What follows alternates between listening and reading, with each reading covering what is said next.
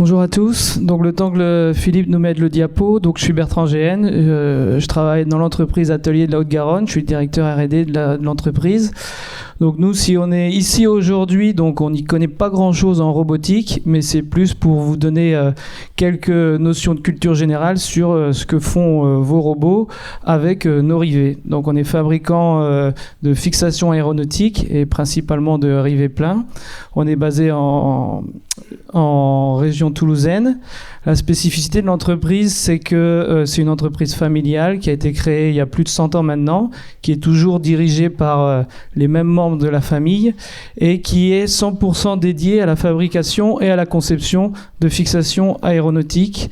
Et ça depuis les années 1950 où les premiers développements de rivets au sein de notre entreprise ont été faits avec Dassault Aviation, pour ensuite, je dirais, continuer dans le secteur aérospatial avec Airbus et des clients maintenant tout autour du monde, Boeing, Airbus Hélicoptère, Embraer, Bombardier, etc. quoi.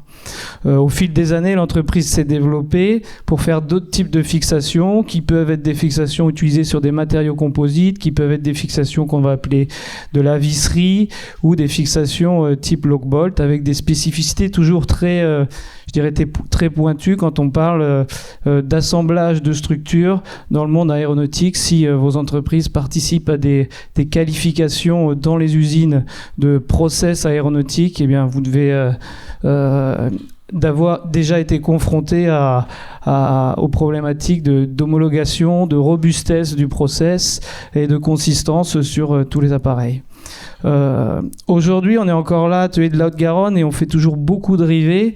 Je suis arrivé dans la société il y a plus de 20 ans où on nous disait qu'on ferait plus de rivets. Mais ce qui se passe, c'est que la demande, il y a encore beaucoup d'avions métalliques qui sont faits.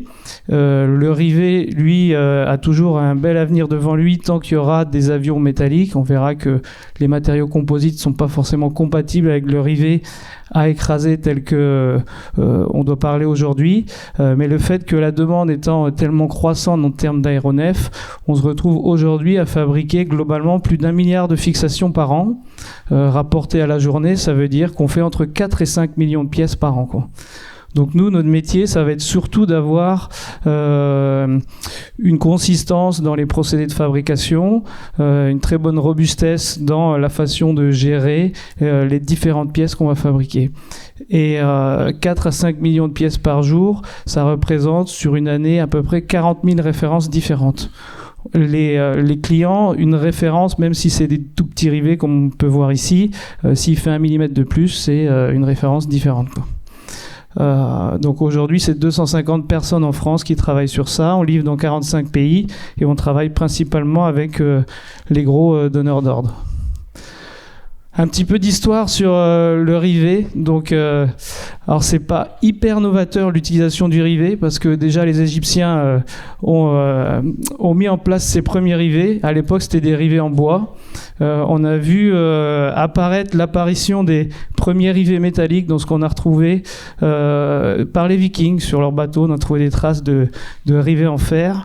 Ce qui a surtout, je dirais, émancipé l'utilisation des rivets, c'est les constructions autour des infrastructures, tous les réseaux. Donc ça, on est plutôt vers le XVIIIe siècle. Il y a d'autres types de rivets. En 1873, il y a eu un brevet sur un rivet en cuivre qu'on retrouve sur tous nos jeans maintenant, donc qui est fabriqué par Million. Un petit peu de cocorico, 1887, donc construction de la Tour Eiffel, c'est 2,5 millions de rivets, donc qui étaient des rivets en fer. 2,5 millions, c'est à peu près le même ordre de grandeur qu'on va retrouver sur un Airbus 330 aujourd'hui, donc parmi les plus gros modèles d'avions qu'on retrouve sur le secteur, en nombre de fixations, pas uniquement de rivets, mais qui vont être utilisés sur un avion. Et depuis les années 1900, donc on retrouve je dirais, l'utilisation des rivets en aéronautique. Ce qui a fait cette évolution, c'est avant tout l'acquisition de connaissances sur les matériaux, quoi. Le rivet, la spécialité des gens qui vont faire du rivet, c'est avant tout des forgerons et des métallurgistes, ce qui fait qu'aujourd'hui, il va y avoir des rivets dans différents types de matériaux. Et aujourd'hui, si on se retrouve ici, c'est que les différentes innovations qu'on a maintenant sont pas forcément autour du produit lui-même, mais de sa façon de le poser, quoi. Et donc son automatisation, quoi.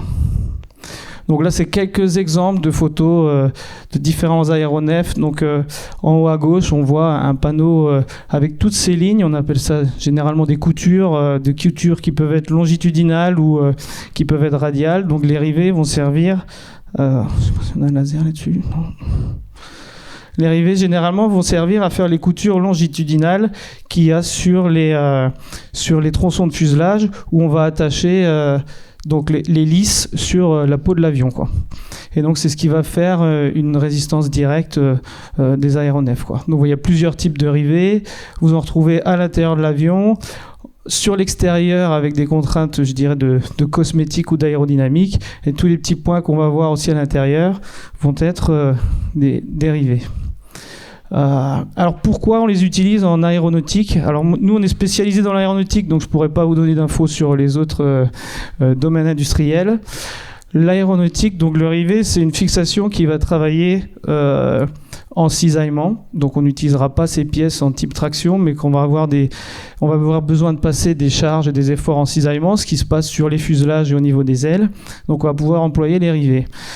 Tout d'abord parce que le coût d'assemblage est extrêmement réduit, à la fois grâce au fait que les rivets sont une fixation peu chère et aussi grâce au fait que des entreprises comme les vôtres ont développé des systèmes pour automatiser la pose de ces fixations, faire les trous et rendre, je dirais, la pose de la fixation moins complexe et moins pénible des images qu'on a pu voir il y a des années où les gens avec des outils manuels pour poser les rivets. Le deuxième point, c'est qu'il y a une très bonne disponibilité aujourd'hui. Un des enjeux cruciaux du secteur, on entend parler généralement aux infos, c'est la supply chain. Et il n'est pas rare d'avoir des délais d'approvisionnement de pièces qui dépassent les années. Donc c'est une type de technologie qui est bien maîtrisée par tout le monde et qui permet aux avionneurs de maintenir des cadences qu'ils ont comme objectif, quoi. Et le deuxième gros point, c'est la résistance. Avant tout, c'est fait pour mettre sur des pièces de structure, sur des choses qui vont se retrouver au-dessus de nos têtes. Donc c'est la tenue en fatigue, quoi. La tenue en fatigue, c'est un point clé dans le design des avions.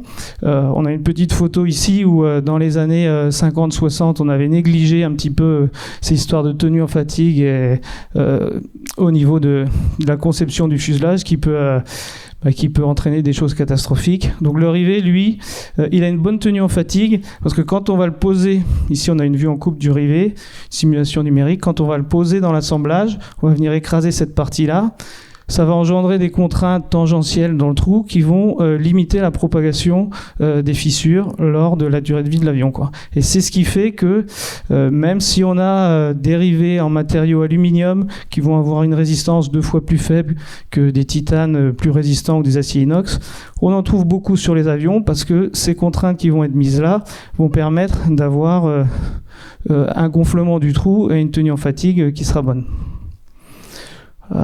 Qu'est-ce que je nous ai mis là? Juste une variété de... Alors les rivets, on parlait tout à l'heure de 40 000 références. Pourquoi il y a autant de références?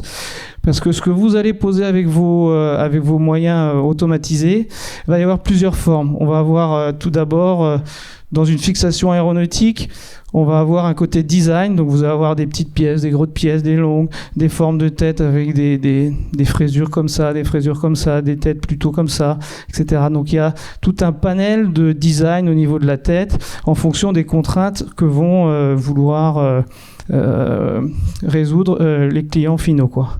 Ensuite, il y a les matériaux.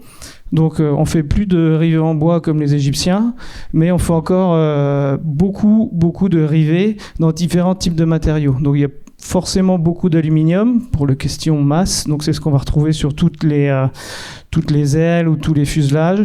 Vous allez avoir aussi des matériaux tels que le titane, plusieurs nuances de titane, où on va retrouver sur des zones qui vont avoir un peu plus de charge, acier, inox, voire des zones dérivées avec des matériaux à base de nickel, qui vont eux être utilisés dans des zones plus sollicitées en température.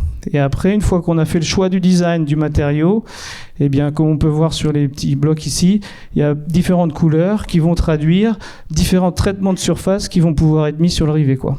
Donc nous, notre savoir-faire à nous, ça va être d'être capable de forger des pièces avec différentes formes, d'être capable de maîtriser la métallurgie de toutes ces pièces et d'être capable d'appliquer les traitements de surface sur les rivets finaux qui auront pour but, les traitements de surface, généralement, la tenue à la corrosion ou l'identification pour, je dirais d'abord les compagnons qui aujourd'hui posent les rivets ou vos robots, parce que un rivet vert, ça veut dire qu'il est dans une nuance d'alliage différente d'un rivet jaune, par exemple, quoi. Et parce qu'il y a beaucoup de rivets en aluminium, mais il existe plein d'aluminium différents, différentes séries d'alus à base de cuivre, de zinc, de nickel, etc. Une fois qu'on a fait tout ça, voilà un petit peu un panel des pièces que les utilisateurs finaux vont utiliser avec des formes différentes. Donc on va les retrouver des formes spécifiques pour attacher les voilures, des formes plutôt fraisées ici pour ce qu'on va retrouver au niveau du fuselage, des têtes bombées universelles qui vont se retrouver plutôt à l'intérieur de l'avion et des produits un peu spécifiques avec des formes qui, elles, vont être usinées pour les matériaux composites. Ensuite, il y a deux petites vidéos. La première qui est assez ancienne, mais qui permet de visualiser un petit peu une différence. Pourquoi on utilise un rivet tête fraisé ou un rivet tête bombée. Généralement, c'est pour les questions d'aérodynamique, mais de plus en plus, il y a aussi des questions de cosmétique, puisque la cosmétique est un critère clé pour les clients des avionneurs. Donc généralement, quand on va poser un rivet, donc forcément il y a le choix de sa taille, de son design, diamètre, longueur, de ses formes de tête. Une fois qu'on a fait le choix et qu'on a nos pièces à assembler, donc il y a des règles d'épaisseur qui vont varier en fonction des matériaux, qui vont varier en fonction des entreprises et des règles internes d'entreprise.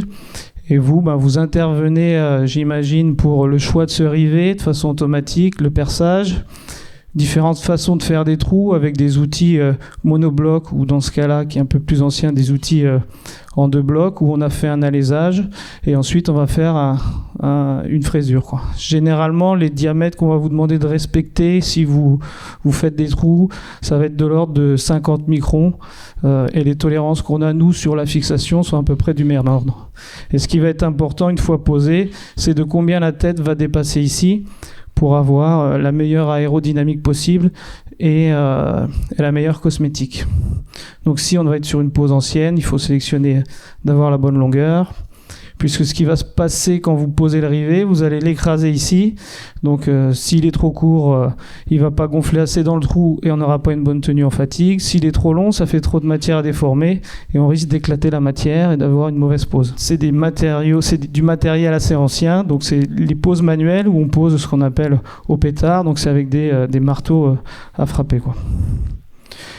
Et sur les vidéos d'à côté, il y a le côté, l'aspect un peu plus moderne et recherche de ce qui se passe quand on va poser un rivet avec en haut les zones de contact entre le rivet et les tôles et en bas les contraintes qui vont se diffuser dans l'assemblage et qui va permettre d'avoir la bonne tenue en fatigue de la pièce.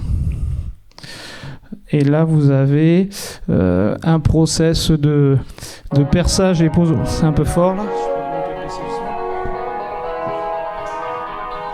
Donc là, on fait le trou, on insère le rivet et il a été clampé par-dessous, quoi. Je sais pas si on peut baisser le son ou le couper. Voilà, là c'est baissé, on n'entend plus. Donc on voit à travers, ce qui est important de noter à travers cette vidéo, c'est qu'en l'espace de, je sais pas chronométrer, mais 2-3 secondes, on a pu faire un trou, mettre le rivet et l'écraser, quoi. Donc généralement, c'est ce que les clients finaux vont vous demander. Et puis avec des processus de contrôle, est-ce que le trou est fait au bon diamètre, à la bonne profondeur, est-ce que le rivet a été bien posé, est-ce qu'il y a un contrôle caméra, est-ce qu'il y a un contrôle d'effort, etc. Donc chaque client final, en discutant avec vous, va avoir des KPIs ou des paramètres clés qu'il va vouloir que vous puissiez monitorer lors de la pose de la fixation, quoi. Et dernier petit chapitre sur les fixations, un peu de culture générale, de comment on fabrique ces rivets. Donc ces rivets, à la base, le premier point, c'est la matière première. Donc on a parlé de la métallurgie. Donc il y a il y a des étapes où on va travailler les fils, c'est ce qu'on appelle le tréfilage. Donc on imagine un fil d'un gros diamètre qu'on vient passer dans des outillages pour le réduire. Et ça permet d'avoir une bonne qualité métallurgique qui va faire que le rivet va être bien posé.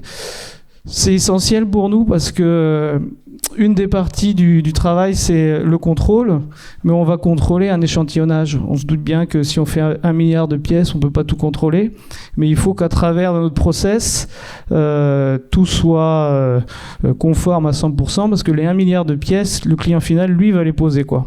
Et ce qu'il y a de pire aujourd'hui, avec les délais de livraison des différents aéronefs, c'est d'avoir des arrêts de chaîne de production et de revenir pour faire des réparations ou des acceptations sous dérogation, quoi. Donc une fois qu'on maîtrise bien notre matière, on va la frapper sur ce type de machines-là, qui sont des machines de frappe à froid. Et pourquoi le rivet est pas cher à la vente, c'est qu'on peut avoir des machines qui frappent jusqu'à 500 coups minute. Donc ça veut dire que on vend limite plus des pièces au kilo qu'à la pièce, quoi, le prix. Après, on va avoir des étapes de traitement thermique, donc qui vont permettre de donner la résistance finale à la matière et sa malléabilité. On va faire le traitement de surface sur des chaînes qu'on voit ici, qui elles vont permettre d'avoir la distinction d'un point de vue couleur et surtout les propriétés telles que de la tenue à la corrosion ou de la conductivité électrique en fonction des zones utilisées. Et aussi beaucoup de contrôle. Donc on est dans l'aéronautique, donc il n'y a pas une pièce qui part de chez nous, plutôt un lot qui n'aura pas été contrôlé, avec tout un tas de critères qui vont être dimensionnels, qui vont être mécaniques, qui vont être métallurgiques, quoi. Et après, attention parce qu'il va y avoir du son là, si on peut peut-être le baisser. On terminera sur deux petites minutes si vous voulez voir un petit peu les machines de fabrication de ces pièces.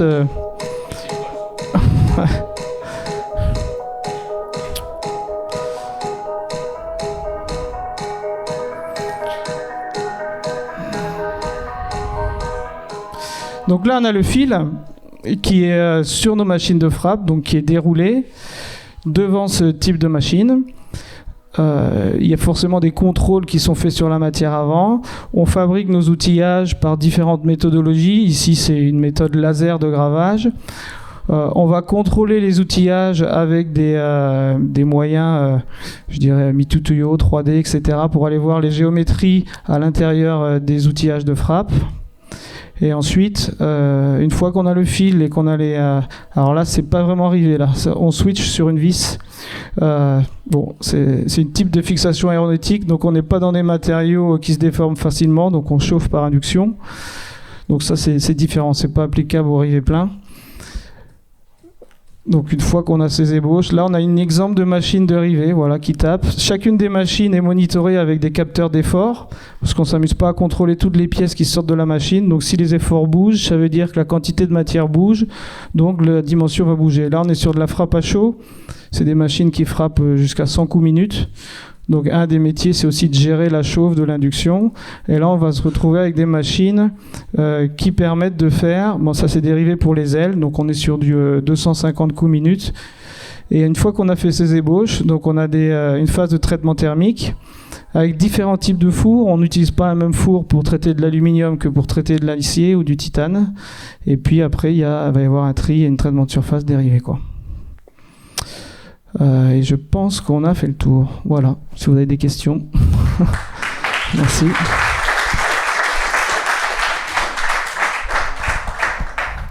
Bonjour à tout le monde. Déjà, merci de m'accueillir.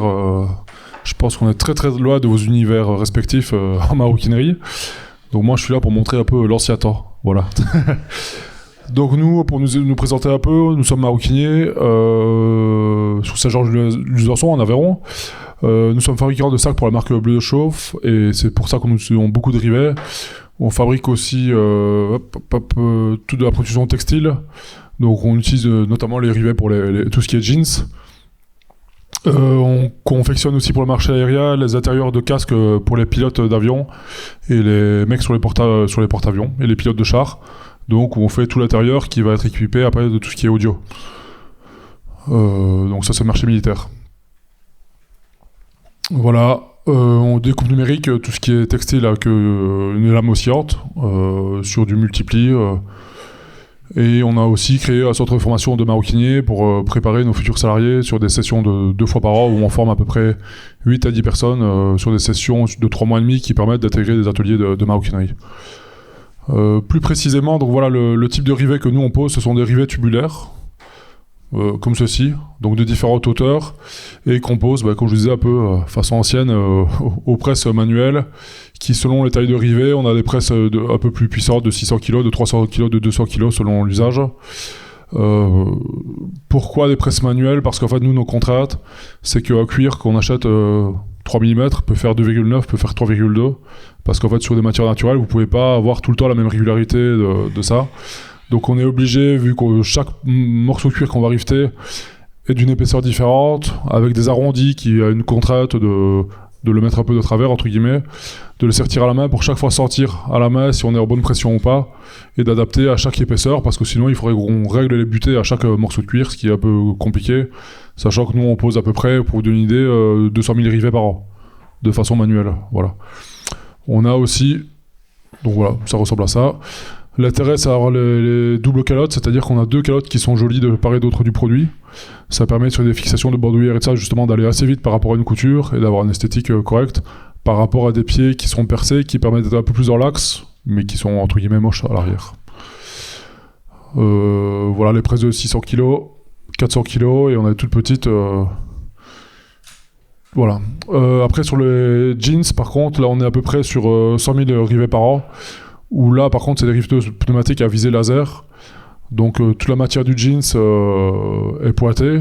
Et le rivet vient traverser le tissu et sertir et aboutir en arrière. Voilà. C'est ce qu'on fait.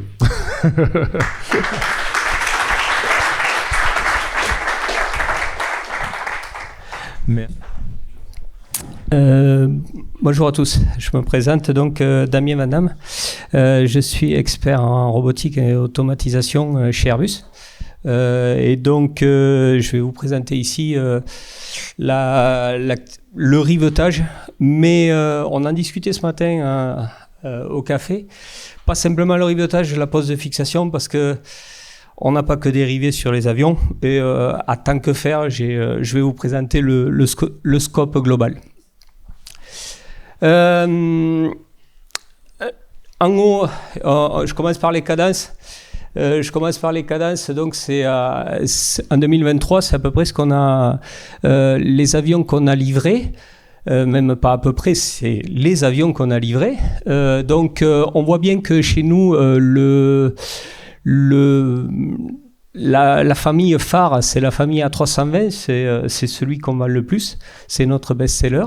La 220 monte en puissance et les gros avions à 330 et à 350, bon, forcément on est moins haut en cadence. Et ça donne le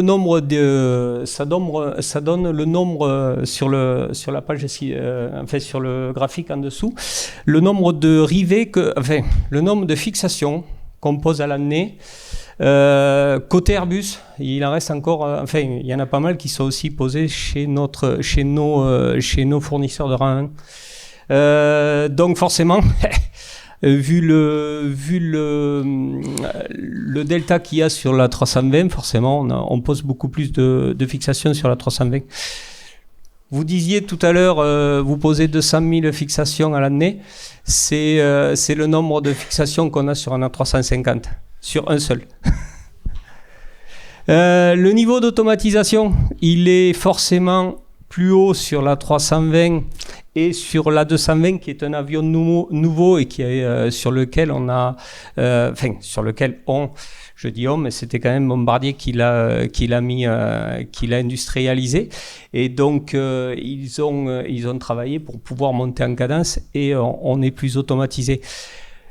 50%, c'est vraiment bas. Ça veut dire que sur 200 000 fixations, il y en a quand même de la moitié qui sont posées à la main.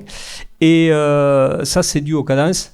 Et c'est dû aussi, on va le voir juste après, c'est dû aussi aux technologies. Où c'est qu'on pose des trous, où c'est qu'on pose des fixations chez Airbus. Alors, hop, c'est lequel c'est comment Ouais, le pointeur. Parfait, merci. Les premiers, c'est Broton en Angleterre. C'est eux qui posent le plus de fixations chez nous. Donc là, c'est bien le scope Airbus. Attention, pour ceux qui connaissent bien la compagnie, c'est le scope d'Airbus avant qu'on récupère, avant la réunification des Airbus Atlantique et Airbus Airbus Aérostructure GmbH. Donc c'est Broton qui en pose le plus sur les ailes. Ensuite, c'est Hambourg. Hambourg, c'est toute la partie rouge qui est à l'arrière de l'avion. Même si c'est pas eux qui font les panneaux, ils en posent énormément. Et Saint-Nazaire, en troisième place, qui lui fait l'avant. Et le quatrième, c'est Nantes. Nantes qui fait la Center Wingbox, qui fait la partie qui est ici. Tout ça. Il fait la section 15. Sur la 321. Ah oui, non, la 321 est spéciale. Mais sinon, c'est Nantes assemble aussi une partie de la section 15 qui est entre les deux ailes ici. Donc, à ces 4 usines-là, ils font déjà 75% des perçages et postes de fixation de tout Airbus. Et après, on voit que les autres usines se partagent le reste. Et ce qui était étonnant, je ne sais plus avec qui on en discutait ce matin, par exemple, la FAL à Toulouse. La FAL à Toulouse, on pose pas énormément de fixation sur un avion à Toulouse, parce qu'on fait juste la jonction entre l'avant et l'arrière, ici, et la jonction des ailes. C'est pour ça qu'on n'est pas sur Toulouse, on n'est pas dans le top 3 ou dans le top 5. Ensuite, alors, fixation. Je ne suis pas un spécialiste de la fixation, mais la fixation de notre côté, donc il y a les rivets à écraser, comme vous avez expliqué. Là aussi, je parle sous le contrôle des gens de chez nous. En caractéristiques mécaniques, c'est un peu moins bon que des logbolt ou des highlights, des fixations qu'on verra juste après. Par contre, c'est comme vous le disiez, en termes d'automatisation, quand on le peut, parce qu'on va le voir juste après, c'est canon. C'est comme vous disiez, c'est en 3-4 secondes, on pose un rivet. Ça va hyper vite et c'est pas le cas sur le reste des fixations. Démontage, j'ai laissé démontage parce que il y a des zones qu'on doit permettre où on doit permettre le démontage. Un rivet, il faut le repercer, il faut le casser, quoi.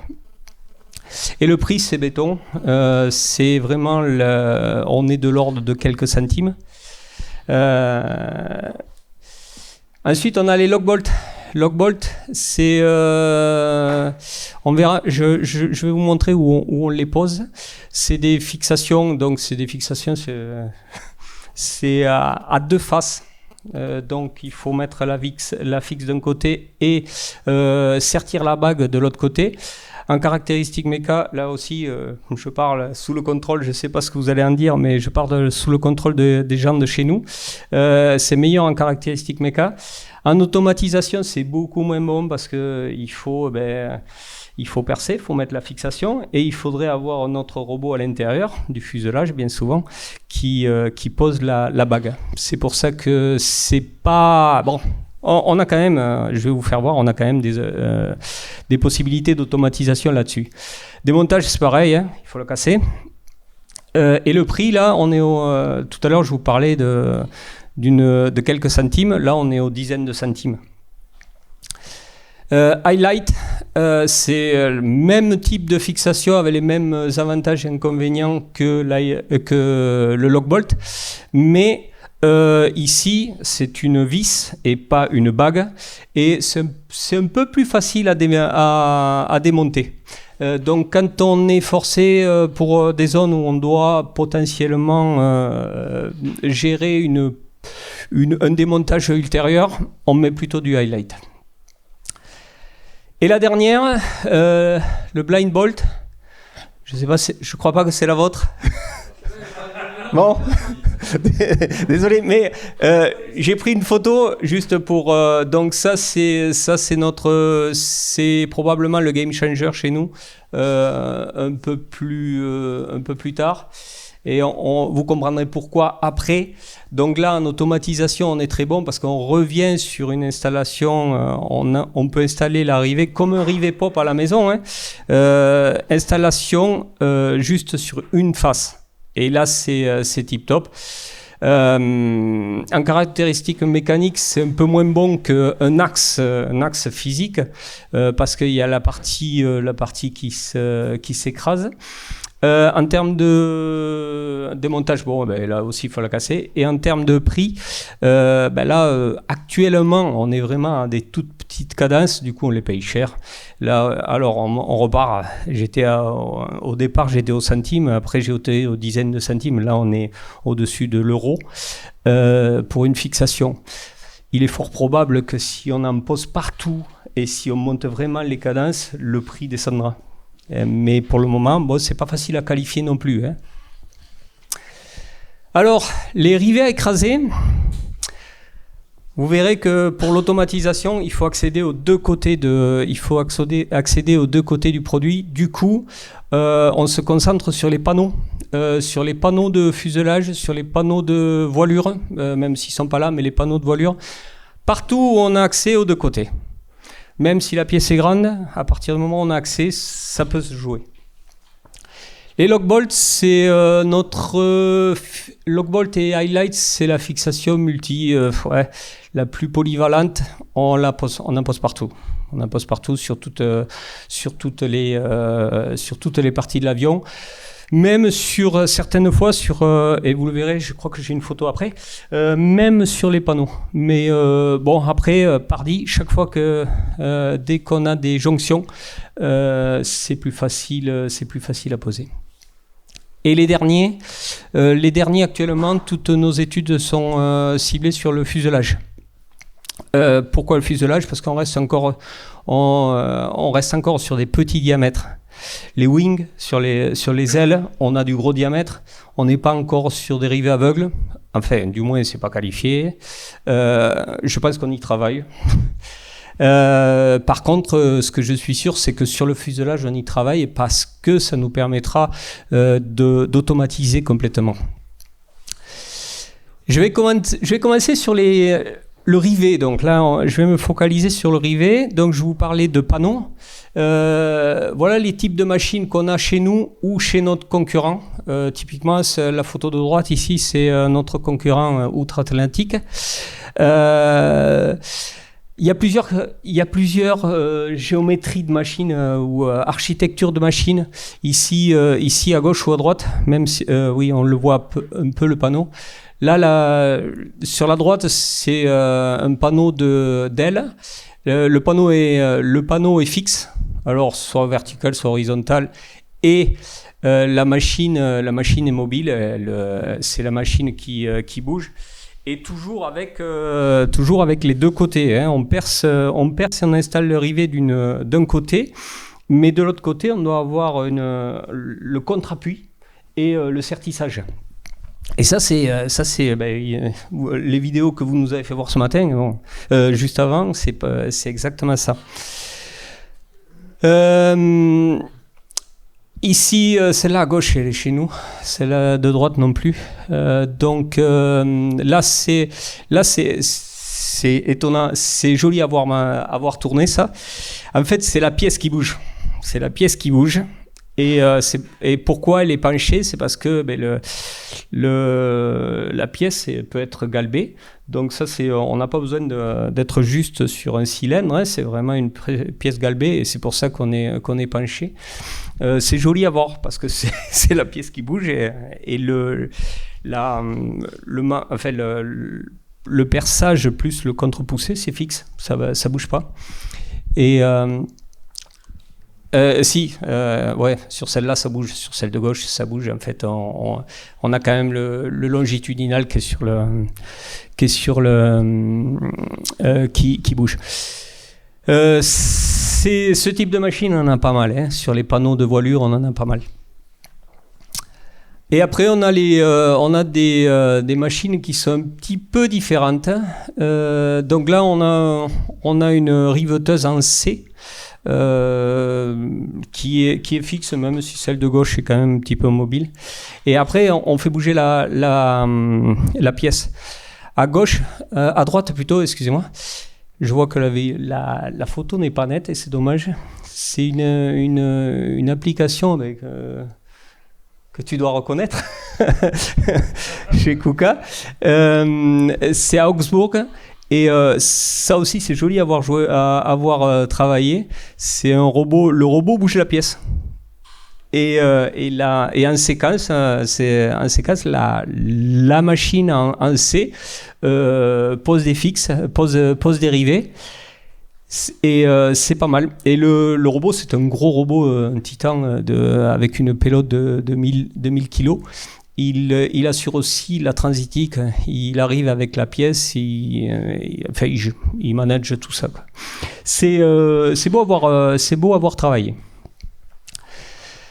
Nos fournisseurs principaux là-dessus. J'ai pas mis KUKA, mais ça viendra. Pas sur les machines de rivetage précisément. On a Gemcore qui est maintenant Ascent, qui donc la production de machines, c'est plutôt aux États-Unis, mais il y a Ascent en France.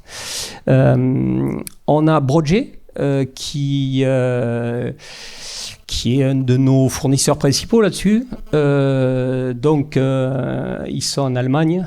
Et voilà, et en France. J'ai mis Ascent en France parce qu'ils ont une usine, je sais pas, mais ils sont aussi représentés en France, bien sûr, Broadjet. Cybermeca, le groupe Ledoux, qui est en France, qui fait le même type de machine, et Electro-Impact aux États-Unis, et en France aussi, en bout de piste. Un bout de piste à Toulouse. Je vous présente, ça c'est un projet que tu connais bien aussi chez KUKA. C'est un projet de notre concurrent et c'est là je voulais juste pointer du doigt pourquoi on n'a pas trop de projets comme ça là c'est un fuselage fermé et donc ils ont un robot qui perce et qui pose des fixations. Et là, sur ce cas-là, c'est des rivets à écraser. Du coup, à l'intérieur, il y a un robot esclave qui vient, qui se synchronise, et qui participe à l'écrasement qui participe pour écraser le rivet. Le problème, c'est que, comme vous le disiez, les efforts sont importants. Du coup, le robot à l'intérieur est massif. Mais chez nous, côté Airbus, le plancher qui est déjà installé, on ne pourrait pas faire véhiculer un robot comme ça. C'est un robot qui doit, je sais pas, ça fait la tonne. Combien ? 600 kilos. Nous, on aurait... Ouais, le robot. Ouais. Et... voilà, oui, je pense qu'on monte à la tonne. Voilà. Et ça, c'est une application qu'on pourrait voir chez nous avec des fixations type Lockbolt, avec un robot qui est beaucoup plus léger qui installe la fixe. Mais un robot comme ça, avec des robots importants à l'intérieur, on ne peut pas les mettre. Du coup, c'est pour ça qu'on est limité. C'est pour ça que dès le départ, je vous ai dit, on est plutôt sur des panneaux. On n'a pas d'application comme ça ici, chez nous. Une petite précision sur le composite. Sur le composite, donc là vous voyez... Ah, hop, je me suis trompé. Ici, vous voyez un panneau de voilure. La particularité des composites, c'est qu'en fait, les raidisseurs, ils sont cuits avec la peau. Et du coup, ça réduit drastiquement le nombre de rivets, de potentiels rivets à écraser. C'est ce que vous disiez. L'avenir du rivet, tant qu'on a des avions métalliques, c'est le cas. Et ça se voit entre autres sur... Je vous ai mis un petit graphique ici. À 350 et à 330, on peut considérer que c'est à peu près la même taille d'avion. C'est à quelque chose de près. La 350 est un peu plus gros que la 330, mais assez similaire.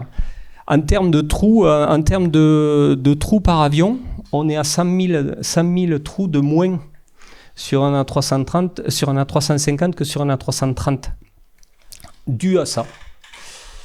Et après, ici, là, on voit donc sur le fuselage, on voit que les lisses, là, les raidisseurs, qui sont des raidisseurs à profil oméga, pareil, cuit avec la pièce. Ça fait ces monoblocs, pas de rivets. Et sur les cadres qu'on voit ici, on peut remarquer que je crois que ceux-là sont peut-être des rivets à écraser sous réserve, mais ici on a plutôt des vis. On a plutôt des vis, enfin des types lock bolt ou highlight.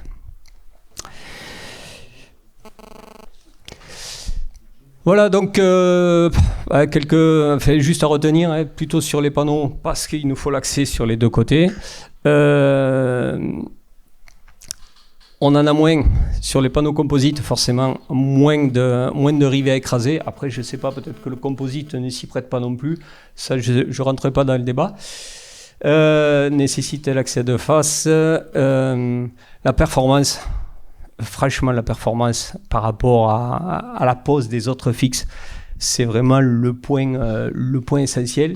Et là aussi, je vous montrais juste avant, je vous ai montré dès le départ, et je vous ai dit, on est à 50% d'automatisation dans la pose de fixation. Sur la pose de rivet, j'ai pas les chiffres, mais on doit être beaucoup plus haut. Pourquoi ? Parce que la pose de rivet à la main, c'est enfin, vous connaissez ça, donc dans la maroquinerie, c'est quand même complexe. En fait, ça demande de la force, ou sinon, et puis sur les grosses machines, on écrase et puis terminé.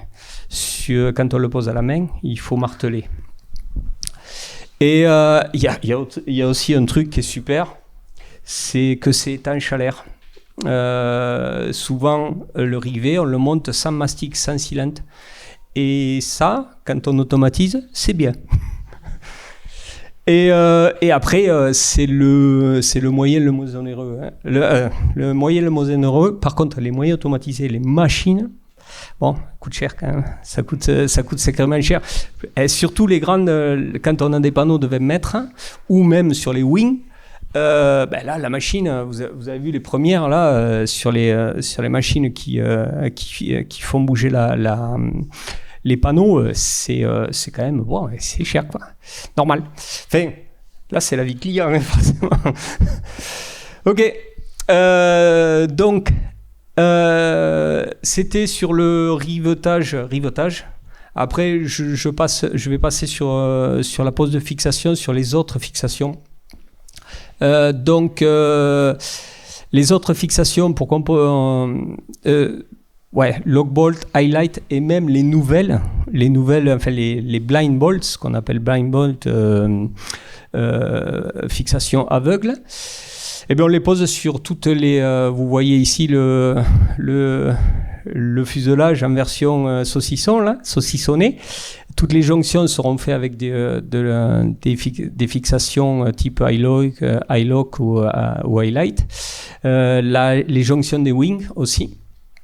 Et on le voit très bien là, sur la photo de droite, c'est à Saint-Nazaire, c'est juste avant assemblage, et on voit bien le saucisson en fait.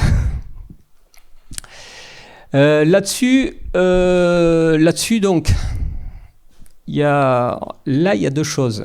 Quand je disais l'automatisation est plus compliquée, pourquoi ? Parce que on peut juste, ce qu'on fait, dans 50% des cas, on fait que percer. On perce et la pose de la fixe, l'insertion, tout ça, est fait manuellement par des opérateurs. Ou bien, on perce, on insère la fixation. Mais on doit toujours revenir à la main, on doit toujours revenir après pour mettre la bague ou mettre l'écrou à l'intérieur du fuselage. Du coup, bon, ça dépend. Des fois, on dit, on va poser la fixe. Des fois, on dit, on va aller vite, on va percer. Ça dépend des stratégies usines, hein. Il y a des stratégies différentes un petit peu sur différents sites. Donc ici, les premières structures de machines, on en a pas mal maintenant. C'est des structures, on appelle ça des structures montées. En fait, c'est des petits robots, c'est des petits robots assez légers. Pour le moment, ils sont essentiellement utilisés en perçage. Et le principe, en fait, on a des rails que l'on plug sur l'avion et ils sont maintenus juste par dépression, par le vide. C'est des ventouses, hein. Ils sont ventousés et après on a le petit robot qui se promène qui est guidé par les rails et qui se promène sur le fuselage. Et sur ces applications, donc celle de gauche et chez nous, chez Airbus. C'est du perçage. Celle du milieu, c'est constructeur AIT. Elle est en France, elle est sur le programme A350, mais elle n'est pas chez Airbus, elle est chez Spirit Aerosystems. Et celle de droite, c'est Electro-Impact et ces solutions-là sont sur du Boeing.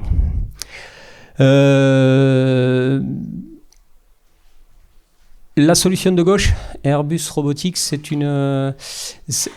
anciennement NTM, c'est une compagnie qu'on a achetée il y a 4 ans, qui est rentrée dans le giron Airbus pour sécuriser pour sécuriser ce type de machine chez nous.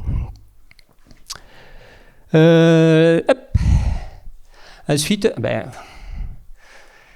de nouveau, là, il y a pas mal de KUKA.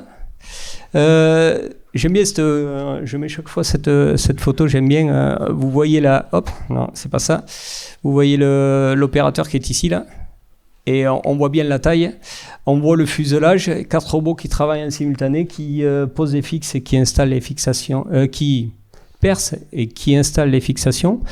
Il y a une personne ici qui peut en répondre, qui peut en parler mieux que moi, et là, on pose la fixation, on ne fait que la poser, et après, la pose des bagues et la pose des vis, et là, c'est plutôt du highlight, ouais. La pose des écrous, je veux dire, est faite manuellement. Et là, comparé à du rivet, le temps de cycle est forcément plus long parce qu'on perce, on doit installer le sealant, le joint, le mastic sur la vis avant d'insérer la vis. Et étant donné que le sealant, le mastic donc est très très fluide, on ne peut pas l'installer en avance de phase à 10 mètres de la...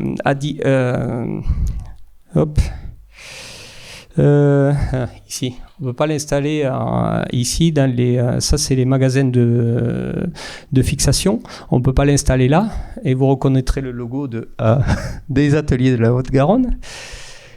Et donc, on ne peut pas l'installer là, sinon c'est envoyé jusqu'à l'effecteur par des tuyaux. Si on l'installe là, les tuyaux vont se salir très vite. Du coup, tout est fait sur l'effecteur, et forcément, ça prend plus de temps. On est aux alentours des 15 secondes, forcément, c'est plus long. D'autres géométries de robots, j'aime bien celle en haut à droite aussi, c'est Ameolt, c'est toujours KUKA Alema, et le cockpit de l'avion est vertical. Et après on a aussi une autre application en bourse sur le fuselage. Celle d'en bas est une autre représentation des mêmes robots. Pour installer des fixes, celui de gauche, je installe des rivets, mais on travaille que sur la partie. Là, on a accès aussi, c'est les rails du. La photo de gauche, c'est les rails de plancher. On appelle ça le PAX, le plancher de l'avion, là où on marche, là où sont installés les sièges. Et on a accès aux deux côtés, du coup on peut poser les fixations. Je crois qu'il y a du rivet à écraser et il y a aussi du lock bolt. Et donc ça, c'est des structures, c'est cinématiques parallèles. On n'en a pas énormément, faut savoir que ça existe. C'est Loxine qui fait ça, Loxine Aritex. Et puis bien sûr, après, on a des grosses machines. On a des grosses machines aussi, de moins en moins. Ce qui se passe, on a de plus en plus de robots et de flex-track, de moins en moins de structures très lourdes comme celle-ci. À droite, c'est sur la 400M. À gauche, c'est sur la 220. À gauche, c'est les wings, et puis on voit bien le fuselage sur la droite. Et là aussi, c'est du perçage. Perçage-rivetage, bien qu'à gauche, c'est peut-être... je la connais moins, celle de gauche, c'est peut-être aussi du rivet. Voilà, les acteurs avec qui on travaille le plus. Aritex en Espagne. Aritex qui est... Oh là, oui... J'ai été trop vite. C'était anciennement Loxine. C'est pas MTM forcément. C'était anciennement Loxine, mais c'est le groupe Aritex en Espagne. J'ai oublié de mettre à jour. Alema, Kuka. Donc j'ai vu que vous vous appeliez Alema, donc j'ai mis Alema. Ouais. Mais en fait, c'est toujours ceux qui sont à Bordeaux, c'est lui là-bas. Torres en Espagne, qui lui fait plutôt de la machine cartésienne. Brochet, bien évidemment, qui fait de la machine cartésienne aussi, mais aussi des robots. Alema, Aritex. Et Electro-Impact. Electro-Impact qui fait de la machine cartésienne, qui fait du flex-track, qui fait du robot aussi. Je vous ai mis ici... je vous ai dit que il faut installer les fixes à l'intérieur. Et là, on a travaillé avec Akeo Plus, qui est par là aussi. Hop, ici. On a développé un petit robot pour poser les lock bolts, pour poser les bagues. Robot, on est allé jusqu'à presque la mise en production. C'est pas facile. C'est pas facile. Accéder à l'intérieur du fuselage, si vous allez dans nos ateliers, autant à l'extérieur, on ne travaille pas beaucoup parce qu'il n'y a pas énormément, mis à part percer et installer les fixes, il n'y a pas énormément d'activité à l'extérieur. Par contre, à l'intérieur, c'est une ruche. C'est une ruche parce qu'il y a toujours énormément de choses à faire. Il n'y a pas simplement poser des fixes pour la structure, mais il faut commencer à installer les câbles, enfin beaucoup de choses.